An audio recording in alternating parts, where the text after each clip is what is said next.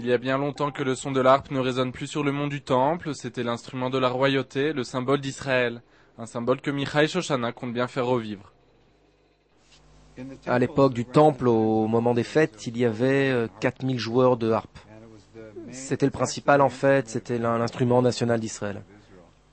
Aussi, un prophète prophétisait toujours au son de la harpe. Les rois avaient toujours des harpistes et rien ne se faisait sans que la harpe n'intervienne. Le son a en effet magique, il apporte des sentiments, une spiritualité à une situation. Nous espérons que nos instruments seront utilisés dans le troisième temple.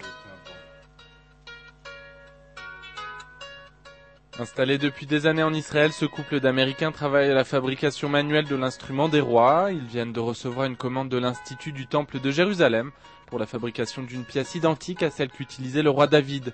Cette commande appartient à un projet d'envergure mis sur pied par l'Institut qui collecte tous les éléments qui appartenaient au temple en vue de sa reconstruction. 2000 ans après la destruction du temple sacré, nous sommes de nouveau ici pour accomplir l'ordre, le commandement de Dieu. Bâtissez-moi un temple pour que je demeure avec mon peuple.